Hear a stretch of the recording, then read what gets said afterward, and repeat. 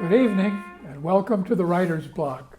I'm your host, John Ronan, and as you know now, because we are in our 33rd year, I talk to writers about their craft, what they're working on, what they've accomplished, what they're planning for the future. It's a wider net than writers, however. We do have on, once in a while, other brands of artists. We have had on musicians, we've had on sculptors, painters, actors. So if you have an idea for a guest who might be a good fit on the Writer's Block, writer or other brand of artist, watch for our address at the end of the show. We'd be very happy to get your suggestions. Secondly, I want to remind you that the Writer's Block and all the other original programming that comes out of 1623 Studios is the result of cable access television. It's a valuable community asset here on Cape Ann, and it's something you don't get with Dish or other means of accessing the internet. So stick with cable, stick with the Writer's Block. I'm very happy to say this evening we do have a writer among his other talents. His name is Ken Riaf. He is a Gloucester lawyer and a Gloucester author and artist, among other occupations. Ken Riaf, very glad to have you on the Writer's Block. Thanks, John. Thank you for having me. As I mentioned before the show, I wanted to start with some background. Yes. Where were you born and how did you get to Gloucester? I was born down in New York City, and I lived there for 20 years. But I came up here in the early 70s. Go to college at Northeastern. Northeastern? I went to Northeastern, and after that, my brother was already living up here in town, so I used to come visit, and So 20 years, you remember New York, you didn't leave. Oh yeah, no, I went to public school from kindergarten through 12th grade. What borough did you live in? We lived in Queens, and my mother's from Brooklyn, and my dad's from East Boston, so I spent a lot of time going back and forth between those two places, and you know, they're really the same neighborhood. They're just separated by 200 miles. And so, my dad sold newspapers on the corner of School in Washington with his father down in Boston on Newspaper Row. Whoa. And my mom was a school teacher from... This is back when every city had 10 or 15 newspapers. And they had morning and evening editions, and they sold these for a penny or 2 pennies each. Yeah. Indian head pennies back in the day. So I spent time between those two places growing up. So when you came up to North Shore, to Gloucester, to the Boston area, did you move to Gloucester right off the bat? Right. Well, after college, living on the campus there, I would come up to visit my brother, and I came up to Gloucester directly, and got myself a job on the State Fish Pier driving a forklift, jitterbug, for a while before I went fishing for several years. 7 years? Several years, several years. Seemed like 7 years, but it was just about 3. Scalloping, gillnetting, and so that was... You adopted Gloucester and got it really deep in your blood. Well, that's why I came up here, to go fishing. Yeah? Yeah. Is that right? Yeah. You didn't come up here to study law? No. So you made a transition from New York to Gloucester, fish, and then somewhere in there you got from fishing to law school. Right. Well, you fish for a while, you come to find out that there's got to be an easier way to make a living. Your back tells you that? Yeah, lots of parts. And so I went to law school. I saved up some money from fishing and went to law school down in D.C. And then after that, I come back up here to practice. Oh, where did you go to school in D.C.? I went to a place called Antioch University. I'm sorry? Antioch University, Antioch, sure. and which is now the University District of Columbia. So I went there and did my studies there, and came back and was the housing attorney for Action for several years, doing a lot of landlord-tenant law. And I have different areas that I practice in, but Mostly. And you're still active. And I You're still practice, working, yeah. Working as a lawyer. I do, and I had my office across the street from here for 10 years over on Pleasant Street, doing, pretty much anything that came in the door, yeah. We mentioned, or you mentioned before the show started, that one of your activities is teaching law, and law as it relates to literature at Endicott. I do. I have taught a course that I designed called Law in Literature and Film, and was teaching that for about 15 years down there. Yeah. Go ahead, sorry. No, it's a course that takes students through some of the classics, and also we watch films and sort of deconstruct them. So it's fun. We hit a lot of different subjects. It's fun for me. I don't know how it is for the students, but. Well, did you design and conceive that course yourself? I did. So you've been interested in both law and literature for a long time. Yeah, and film. And film. And film, yeah. One side question I ask a lot of guests who are enthusiastic about writing and literature is if there were someone in your educational past or your family who got you started with words. Well, my father was a lawyer down in Boston for 40 years, but in terms of getting you started with words, let's see. I can't think of any individual, but you get an early fascination with words. Yeah, words do, they sort of get to you after a while. You want to know what people are talking about, and so you have to keep going back to the dictionary. And Dylan Thomas talks about being young and tumbling for words. Tumbling for words. Tumbled for words. I like that. So we've got you up to Gloucester after New York, Yep. after fishing, Yep. after law school. Mm-hmm. You're back from DC, Yeah. and you have many activities up here. And one of them I want to talk about because you're fairly prominent in the area is your playwriting.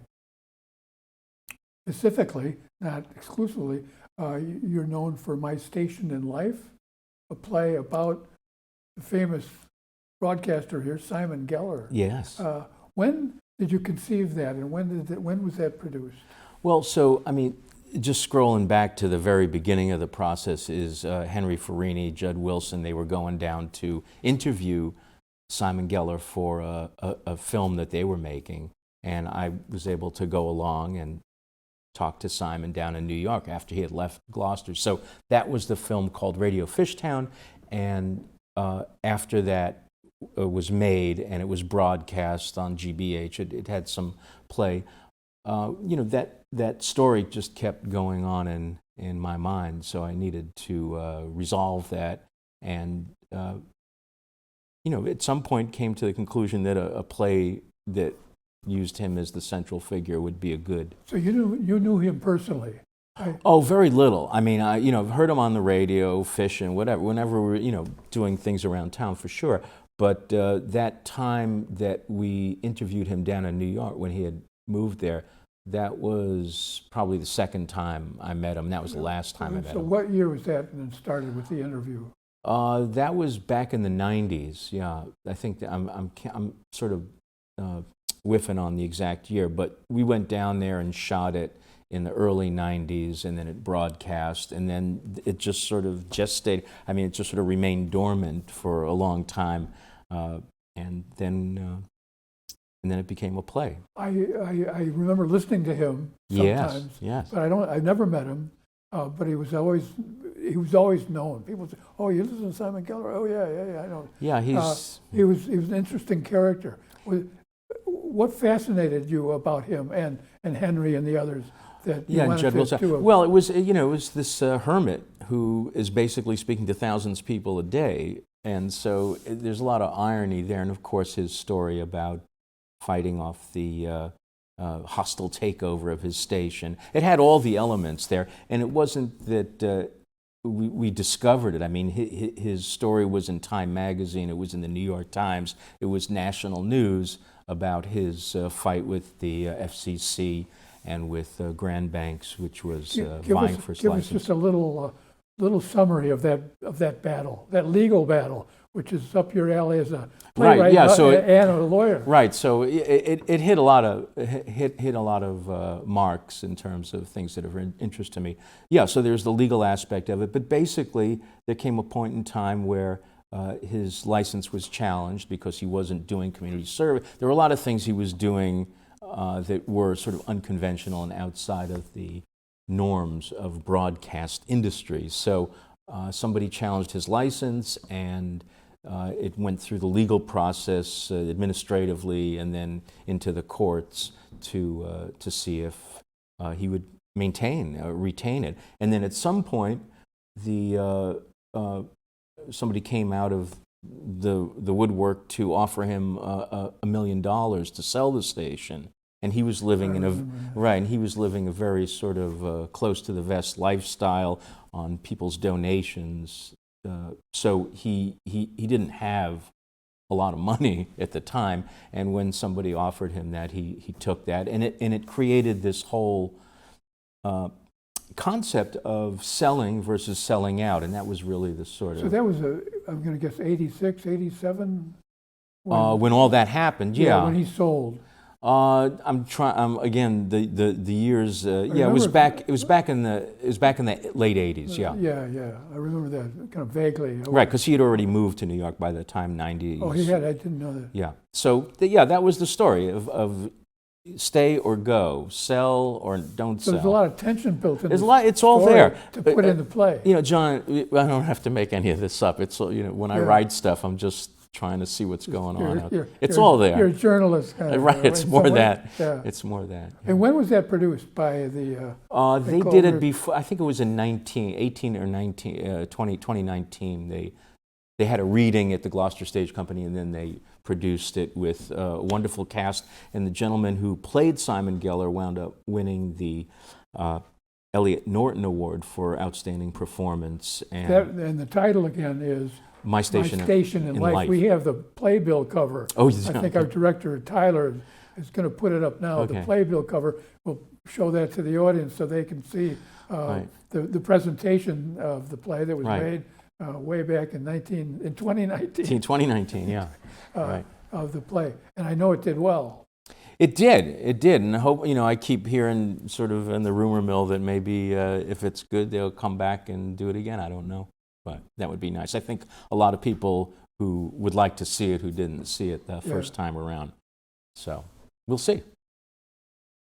Other playwriting related topics that I wanted to bring up are,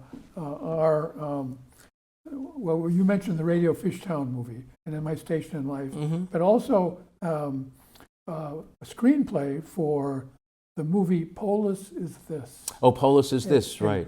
So you've done a screenplay. Well, that was a film that I did with Henry Farini, and I say that I did it with him because he was the sort of moving force. It's about Charles Olson, the poet, and we did it again. I think it was in 2009, and it's just about Charles Olson in Gloucester, and it had that ran on GBH, I believe. It did, and it also won some awards, and it was shown at the National Gallery of Art down in D.C. and at the Museum of Fine Arts. So it had a lot, and I think it was also overseas as well. So, we were really, working with Henry was really quite wonderful. He's very determined, and he knows how to make films very well. And I helped sort of put it together with the writing part of it, the sort of scripting of it.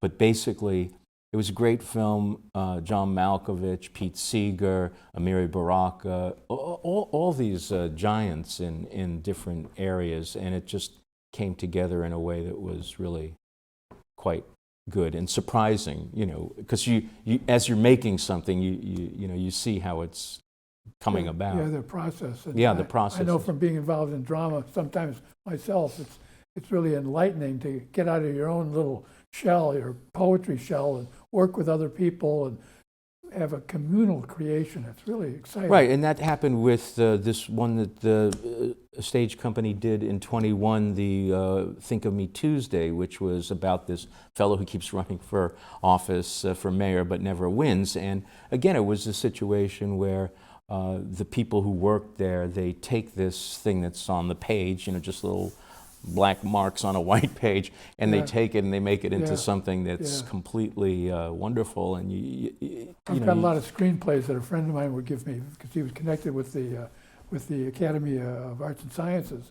and it's remarkable to see it's black and white, and then you think, I remember that scene. My God, it was brilliant. Right. So and that's what they do. That's what they do. That's what they do. So that's always wonderful. You mentioned this person who ran for office for mayor over and over, and he reminded me of somebody in Gloucester, a fellow named Dan Roberti, who may or may not have been an inspiration.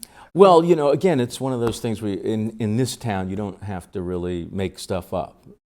You just look and see, and it's right there. Yeah, there's a guy that Dan ran for countless times, but in this version, for the drama, we do certain things. We were able to sort of expand or go into different areas. So it was a great effort. And again, Ken Balton played the part of the fellow whose name was Buddy Chum. Jim Buddy Chum was the mayoral candidate, and Bob Walsh directed it. And it was just, again, you just see how people take something and they make something of it that's a surprise and a wonder.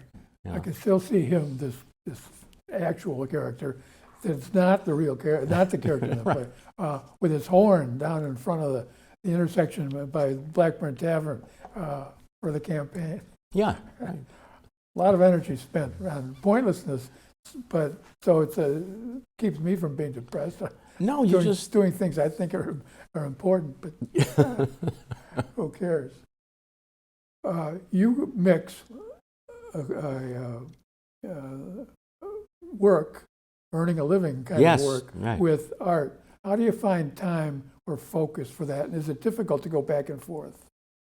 It's a good question. I don't really think about that all that much. I don't think about things I don't think about. So it's the doing, and I guess you got to cut down on the sleep part, but I seem to be able to do that pretty good. It's sort of like getting into the batter's box when you're getting these things that you see, and you step in there and you take a swing at it, and maybe you connect. So that would be how I do it. I mean, when I'm in the dugout, I'm doing other work, and then what's the dugout? The dugout is my office, is my law office, right? And that's where I do most of my work, and then. The question is... Well, you said your office used to be here on Pleasant Street. It was over on Pleasant Street. Where's your office now? Since COVID, I've moved it to my home, which is a nice place to work, too. Easy commute? It is an easy commute. Easy commute. So I do that now, yeah. So you don't have a regimen where you work on law projects, clients from 8 to 1? No. Break, and then you work on artistic endeavors. No, because I don't think it lends itself to that. When I'm working for a client, I have to devote time, specifically and directly to that, and everything else takes second. And then if there are little gaps in work, then I can set aside time to do writing and other projects that I have. So, does it ever happen to you when you're in the office that some law question will come up and it'll trigger a memory from a film or a book, and then that becomes part of your course at Endicott? Yeah, it's interesting. What winds up is course material. I mean, these are things that you bring to students, hundreds over the years, where you're bringing your experience in court or dealing with clients to them, and yeah, there are things that happen in your practice that somehow wind up there as I don't know if they're war stories or what have you, but... You mentioned a couple examples earlier. I wonder if you can think of another one where a movie that many of our viewers have seen that touches on some law subjects or uses the law. Well, I mean, in that chorus, we'd show them documentaries like The Thin Blue Line, which is about criminal law. We'd show them 12 Angry Men, the one that was made back in the 50s with all those amazing actors. And it brings up, I mean, in books that we would look at, Billy Budd, we'd read some Melville, some Charles Dickens. And, these all bring up topics that are really, they have not gone out of style. These are still things that we're all concerned about people's rights, how the law treats people in the context of prosecutions, and it's just. Well, Billy Budd is a wonderful example of how the law has to be followed, but what do you do when the law has an unjust, immoral result? And we deal with that every day in the newspapers, and yeah, it's a wonderful story. It is. It's a great story, timeless, and those themes never go away. Those are constant. So yeah, that's what we do, and we have discussions about those things, and it's really quite nice. We like it a lot. There must be good, lively discussions. Yeah, we do. Yeah. We try to do that. Yeah. I have a list of items I want to talk about, and I have not gotten to the end of it yet. One of them, which you were good enough to bring up while we were talking before the show, is a book called Gloucester Encounters, edited by Martin Ray, yes, in which you appear. And tell us about your involvement with that. Well, this is a book that's out for the 400th birthday anniversary of Gloucester, and it has over 30 authors doing essay-size pieces in it that deal with everything from the pre-colonial times, people who were the original people here, right up and through the present. And so people have done a great job of bringing that to the rest of the town. It's called Gloucester Encounters, and Martin Ray was the sort of orchestra conductor. And that was debuted at Cape Ann Museum. It did a couple weeks ago. I was not able to be there. Yeah, were you at that? Yeah, it function? was nice. It was I think nice. I understood it was full. It was, and the book itself is a handsome book. It's got great photographs and reproductions. So and they have it for sale at the museum store. at the museum, I think it's down at the bookstore. The bookstore, yeah. I mean. Yeah, it's a great book, and it's I mean, I like it. Yeah, it's an impressive book with a lot of wonderful, beautiful cover and a lot of great essays. Half of those people in the book have been on the show at one time or another, which I'm proud of. And Martin himself was on earlier this year. No, he's great. He's great. He was really he was fun to work with. I urge all our audience to go out and buy that book. Great present. Another topic, I know you're involved in something else civically important in the city, with which I have a little involvement, the schooner adventure. Oh, right. Our only surviving, real functional, once actual working schooner adventure. And you are on the board, is that correct? That's correct, yeah. And how did you get involved with the adventure? Well, the joke is, they came to my office when I was over here, and my hearing not too good from sleeping next to the Detroit diesel all those years. I thought they said, you want to come aboard the adventure? And the next thing I knew, I was on the board it's been 3 or 4 years now. So, but it's a great group of people that are working on it, and the boat itself is a treasure, 1926 knockabout. A lot of people are on the board who are very involved in sailing. They know they're sailors themselves. I'm personally not a sailor. I'm there because of the fishing part of it. So there are people there that, they are very attuned to the boat as a sailboat. Greg Bover is a Oh my goodness. sailor. Everybody has, there's so many talented people on there, and I'm just really fortunate, lucky to be with those folks and how they conduct themselves and what they do for the boat, which is keep it going. It's going to be 100 years old in 26, so it's and it wasn't just a boat; it was a highliner. I mean, they really slayed a lot of fish with that. So it's and it's interesting because in a way, the way they did it with hook and line and sail it's a very green sort of way of going, Yeah. and who They knows? had an auxiliary engine. They had an auxiliary engine, yeah. I think it's also a little Detroit diesel that they got in the back there. But yeah, but it was low carbon before that was, Yeah. in We're the very lucky that Jim Sharp gave that as a gift. It was a good move for him as a businessman, good Mhm. move for Gloucester to accept it, and then survived touch and go years about whether we could raise the money to right. preserve it. And Joe Garland, Helen Garland. Yeah, I Yeah, mean, just yeah. it's a great And now story. it's Our kinda- diplomat. It's our representative of the city, and it just needs to be supported. And I hope people will do that. and you Though can go on board. you can But go be on board. clear You should be clear that you don't want to be on on the board, right? the board. But no, I would invite people to come out on it and just take it all in, because when you're on it, you get that sense of a little sense of what it was like, and it's how unreasonable a way it is to make a living, but that's what people did And if it's too early to go on board, you can go down and look at it. all the It's, time. It's Yeah. down at the pier at the end of the Maritime Maritime Maritime Museum. Gloucester, Yeah. yeah. And it's great being out there with those folks too. It's a nice little package, between the Maritime Gloucester and the adventure. It's a wonderful thing for people coming from anywhere that haven't Yeah. ever seen It's wonderful. stuff. Yeah, And there were hundreds and hundreds and hundreds of schooners, maybe even thousands of schooners that fished out of Gloucester. They were made in Gloucester, made in Essex, up and down the East Mm-hmm. Coast, and only one's left. It's just remarkable. I mean, it sad, is. but I'm really grateful that we have that one. I am too.